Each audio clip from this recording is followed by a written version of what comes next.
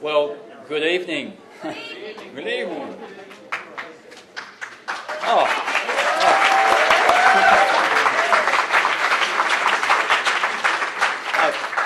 I've said nothing and you're already applauding. That's a good sign. That's a good sign. All those $5 that were inside your programs must have worked, did it? You got $5? It's a bit too loud, isn't it? Shall I just turn that down a bit? Hang on. Technology is not my forte. How's it at the back there? Is that okay? Yes? All right. What happened there? Oop, we're on that one. There we go. Good evening and welcome to the Acceptance Sydney Forum for Gay and Lesbian Catholics, our family and friends. My name is Paul Harris and I'm one of the coordinators of Acceptance Sydney. Did you pay attention to the song that was just playing a moment ago? Yes. Who was it? John Farnham. Who said John Farnham? Who said Johnny Farnham? Hey, who said John Farnham? Hand up. Who said Johnny Farnham? Yeah. All the people with tinges in their hair was Johnny Farnham. A couple of, and my mum was one of them. There, a couple of weeks ago, when I was in a bit of despair over whether this forum would actually happen, I noticed a familiar tune on the radio, one I hadn't heard for a long time, and it was this one. So I decided that I was not going to sit in silence. I was not going to live with fear, with the power to be powerful, believing that we can make it better.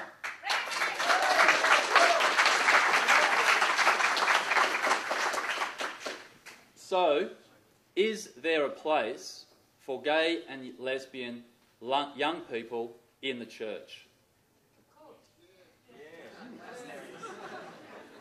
To feel we even have to ask this question is hurtful and painful, to say the least. Many gay and lesbian Catholics often feel alienated by the church they love, because it's perceived to be very unpastoral to them as gay and lesbian people. It may seem so from the hierarchical point of view at times, especially when our priests, bishops and cardinals take an impersonal and clinical approach to same-sex attracted people, rather than a personal, compassionate and realistic one. But you only have to look from the ground up and you will see a rich tapestry of pastoral care and concern that almost circumvents, maybe even defies church authority. The amount of support that I received, or that we received, Acceptance received, from committed Catholics when the future of this forum was in the balance was overwhelming. At a time, as it was when the HIV/AIDS crisis emerged back in the 80s, it was from the ground up. The nuns at St Vincent in Darlinghurst were among the first, if not the first, in the country to respond and to reach out. Indeed, round of applause. However, let's not believe that all of the church hierarchy is unapproachable and impersonal. At the Maris International Festival held last week, one of the key speakers was Bishop Kevin Dowling, a white South African bishop who is champion of many human rights issues in Africa. On a more controversial note, he has also petitioned the Vatican to look realistically upon the use of condoms to help prevent the spread of HIV in Africa. The news of him speaking at the festival was not received too well in this diocese, with threats to withdraw permission for him to speak if the C word was the focus. Of course, it wasn't the focus, for there are many other issues that as bishop he is a leading voice in Africa. However, listening to the bishop speak, I was inspired by his compassion and determination, because he kept talking about the people, what the institutions and the governments and the warlords are doing to the people. I could see here that here is a bishop, part of the hierarchy, who is not afraid to be a voice, who is not going to sit in silence. So I organise a gay and lesbian Catholic forum such as this. The inspiration was, of course, World Youth Day. 14 months ago, I discovered on the World Youth Day website this. One of the principal goals of World Youth Day is to engage marginalised young people who might not ordinarily have much positive contact with the church or other social institutions. As a gay, lesbian, bisexual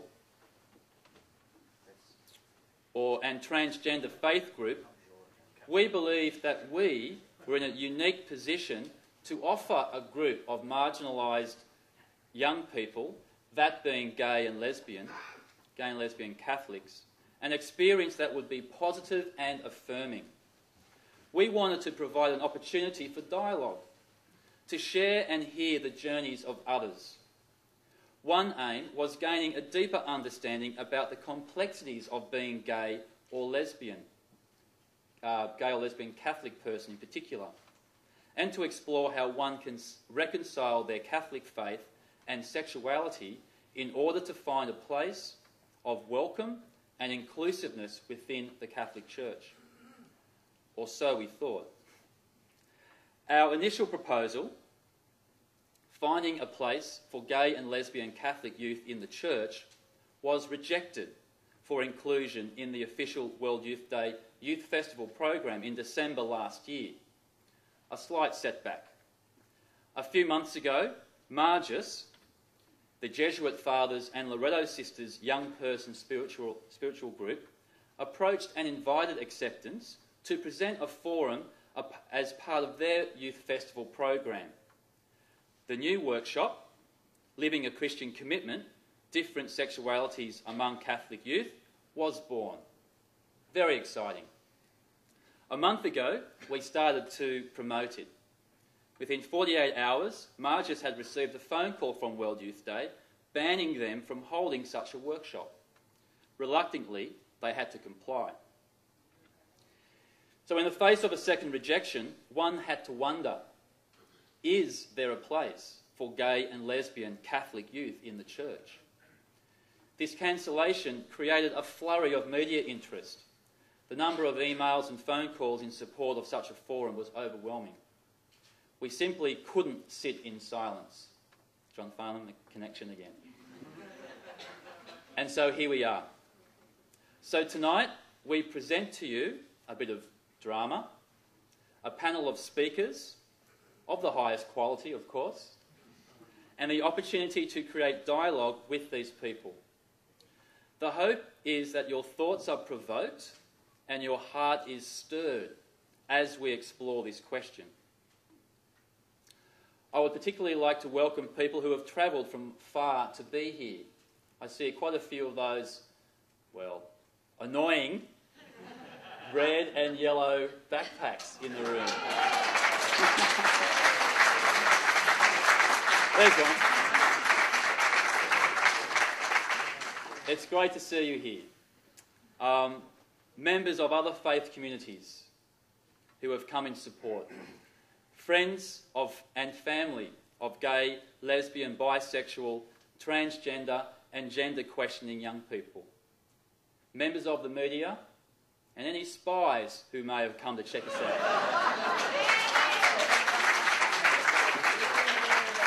You are all very welcome. As you can see, we are videoing the evening tonight. There is an opportunity, as you have seen in your program, an opportunity if you wish to purchase that for a donation of $10 to help cover the cost of production and postage, and we'll sort of collect those towards the end. So I will also ask that you are considerate of those around you and turn off your phones. There will be an opportunity of asking questions to the speakers after they have all talked. So I ask that you be respectful and hold any comments till the appropriate time. Thank you.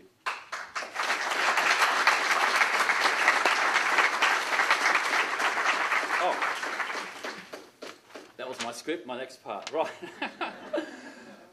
As you can see from the program, our first presentation item, thank you, my right-hand man, Dan, is the play Boys Don't Cry.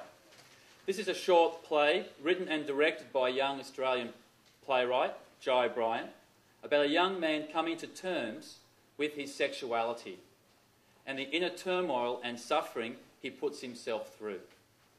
The obstacles of coming out to family and friends takes its toll with fear of rejection, damnation, and the near self-destruction of the lead character.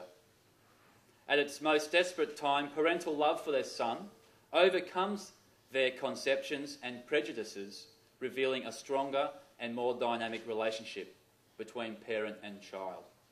Ladies and gentlemen, I introduce to you Boys Don't Cry.